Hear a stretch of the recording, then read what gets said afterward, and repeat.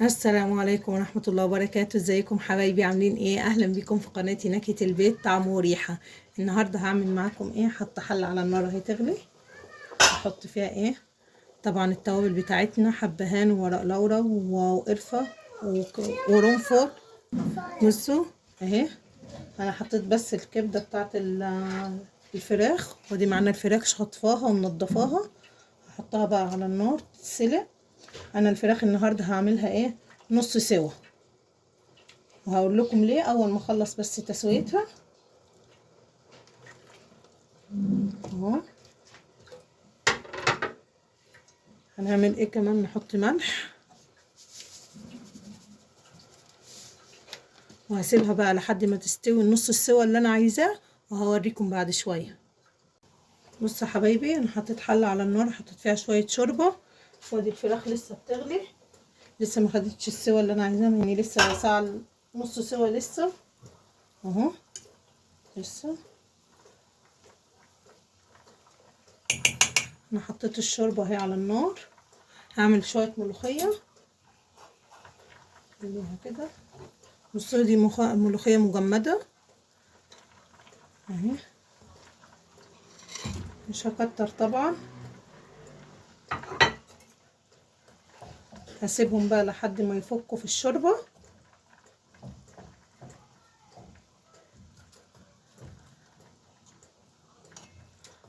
هسيبهم لحد ما يفكوا كده ونشوف الفراخ.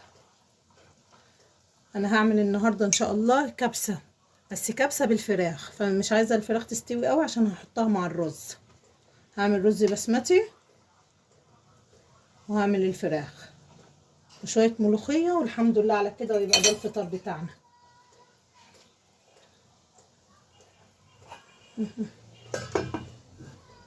هتفك بس الملوخيه وهنبدا نشوف ايه هنعمل الرز. بصوا بقى، هشوف الفراخ عشان مش عايزاها تستوي على الاخر. اجيب معايا صينيه كده اهي، هخرج فيها الفراخ.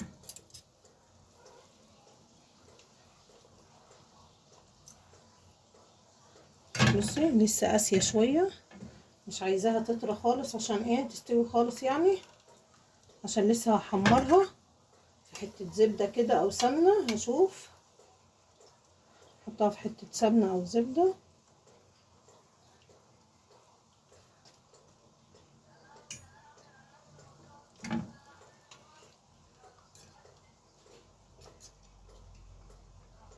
مش قادره امسك الفراخ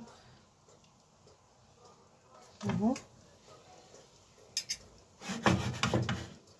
نخرج بقى الكميه اللي عندك.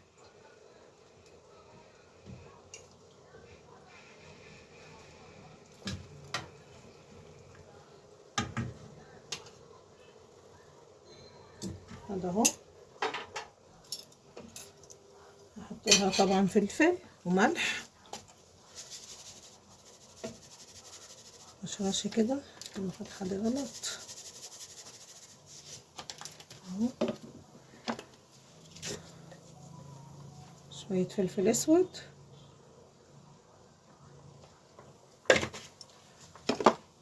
هطفي كده على الشوربه. بصوا الملوخيه اهي فكت اهو، شايفين الملوخيه كده؟ خلصت الملوخيه بتاعتنا، فاضلها بس اعدلها الطشه. بصوا قوامها.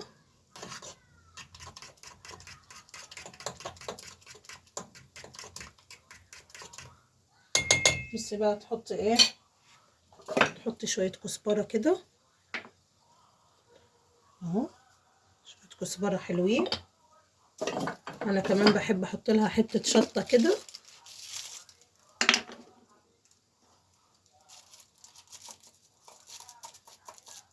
بص شويه شطه اهو، بيدوها الطعم، مش كتير يعني، هي بس تتنكه بس. وهقلب.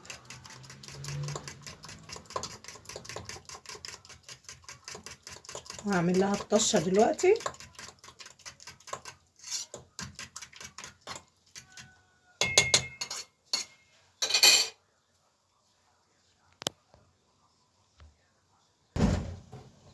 بصوا يا حبايبي، هعمل دلوقتي الرز البسمتي. حطيت حله على النار اهو، هحط فيها ايه، حته زبده كده، مكعب زبده، وهحط كمان ايه شويه زيت عليهم عشان ما تتحرقش اهو.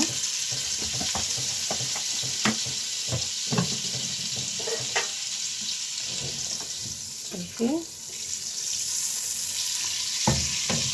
هنزل بقى الفراخ كده اللي هي نص سلوى، هحمرها.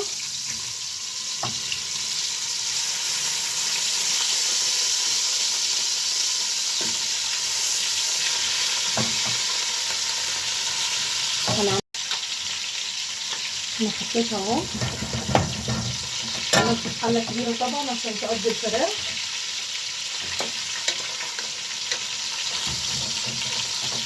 بص عليها،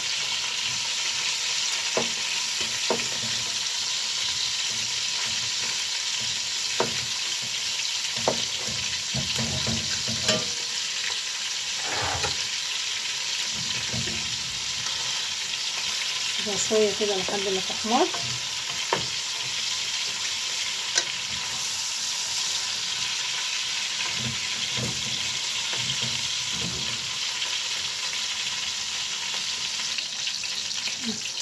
شايفين يا حبايبي؟ اديني بقلب في الفراخ اهو، شايفين اخدت اللون الحلو اهو، عشان هزود عليها الرز.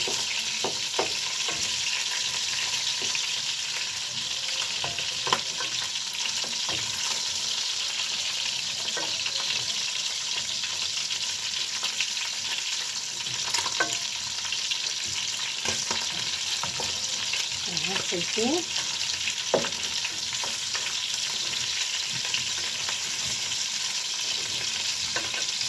هجيب الحله كده اهي، اتحمرت كده كويس. هسيبها بس 5 دقايق كده تاني،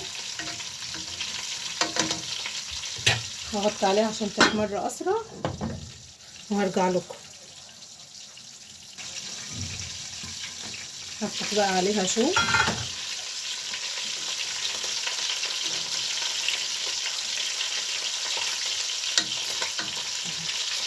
شايفين كلها احمرت اهي، خدت اللون الحلو. احط بصلايه كده كبيره مبشوره،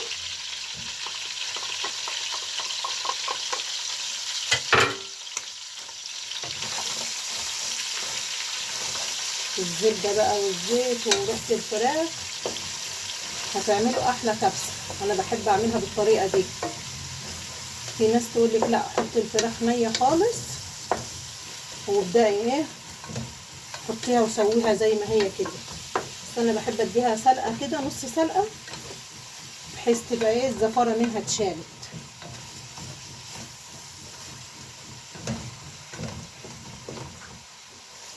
احط بقى ايه الورق بتاعنا، القرفه وحبهان وقرنفل، كل ده ايه بيدي طعم للكبسه. وكمان لو عندك الخلطه بتاعت الكبسه بتبقى تحفه. انا ما لقيتهاش موجوده عندي دلوقتي، بس عادي يعني. القرنفل والحبهان والقرفه كل ده بيطلع الروائح العطريه بتاعته.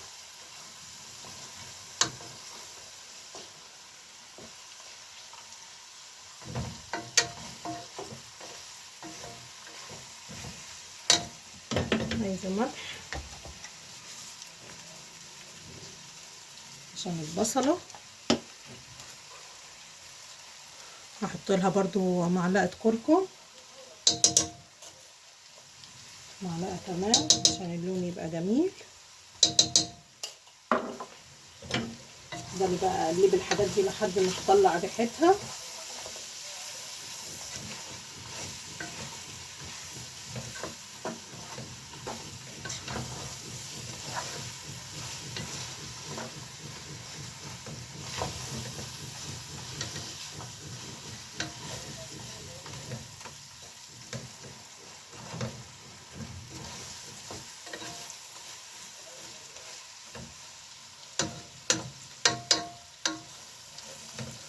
احط ايه بقى، احط الرز البسمتي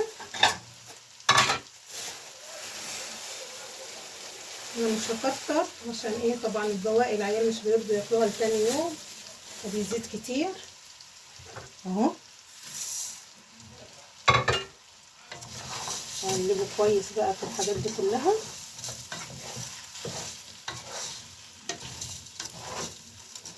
عشان ياخدوا اللون من الكركم.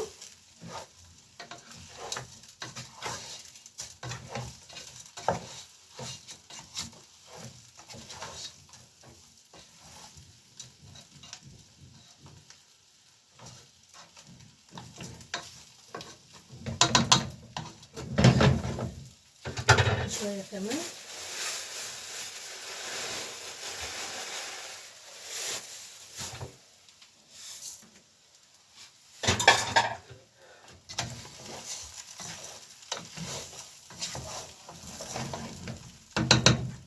عايزة احط معلقة مكعب زبدة كمان اهو عشان يحرك الرز.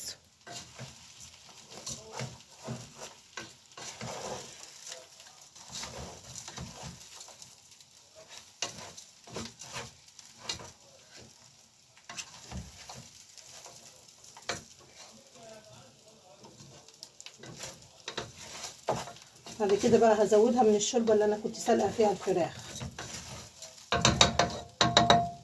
بصوا شكلها، شايفين؟ هزودها بقى بالشوربة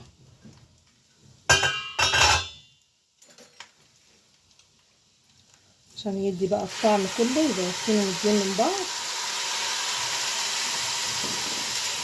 نزود كده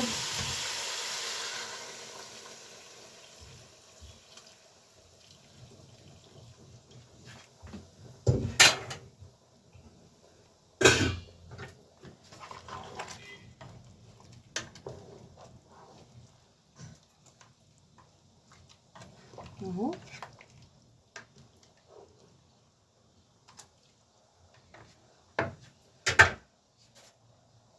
هحط بقى شوية الزبيب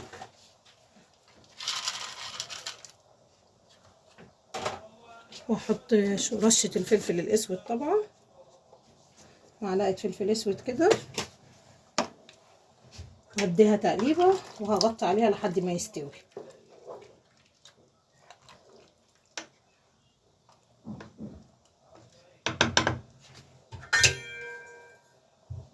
اهو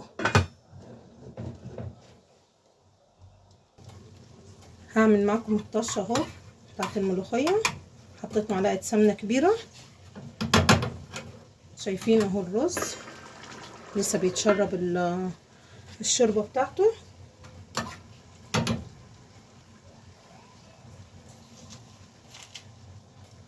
معلقة توم اهي،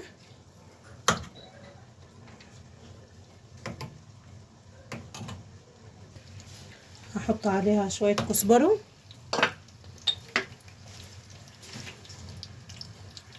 كتر الكزبرة براحتك.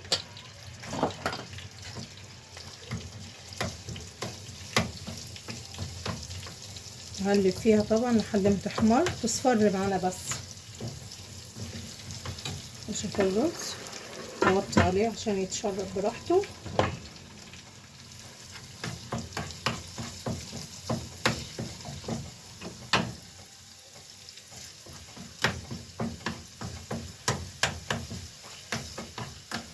نفضل نقلب كده لحد ما تصفر بس التومة معانا.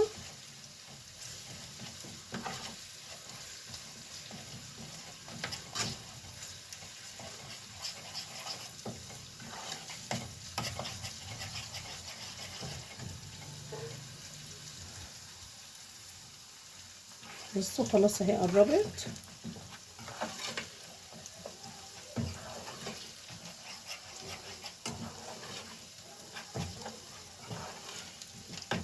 كل سنة وانتم طيبين، رمضان بيجري مننا اهو. بصوا لسه 5 دقيقتين كمان، اقل كمان عشان خلاص هيصفر اهو. شايفين شكله؟ على الملوخية بقى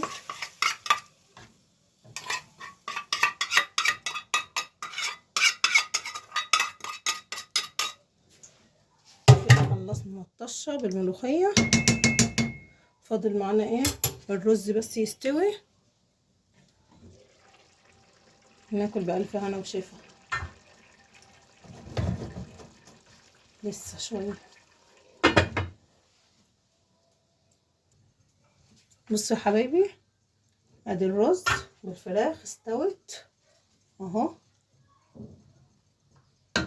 انا بقى ايه هخليهم شويه كده لحد ما احضر ايه الزبيب بالفول السوداني. هحمص شويه فول سوداني كده وشويه زبيب. حطيت مكعب زبده اهو. كان عندنا لسان عصفور من امبارح بايت، هسخنه برضو جنبيه عشان يبقى معانا شوربه.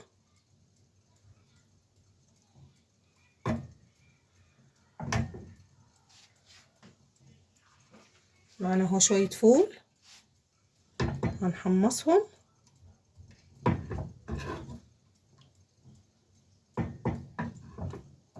الملوخيه اهي طشت لها. ما تنسوش بقى تعملوا لي اللايك والاشتراك عشان القناه تكبر بيكم. اهي الزبده كده سخنت، نحط شويه الفول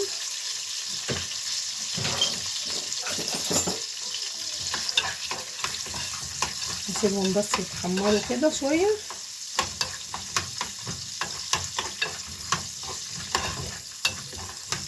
عشان احطهم على وش الرز كده والكبسه بعد ما اطلعهم.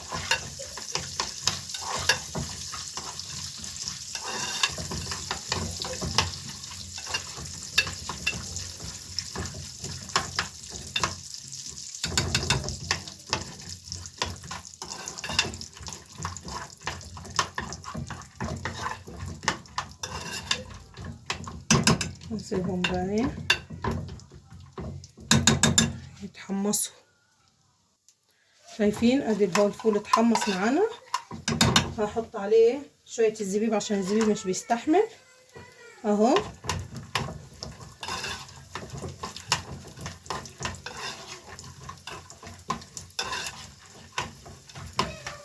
وهحطهم بقى على جنب كده لحد ما ايه هشوف الرز واقدمه يعني. اهو شايفين شكلهم بس. بصوا يا حبايبي، ادي اهو الكبسه بتاعتنا. طلعت الفراخ والرز وادي الملوخيه اللي عملناها سوا. كان عندي لسان عصفور والمخلل طبعا. بصوا وادي اللي انا حمصته الفول والزبيب، هرشه على الوش كده.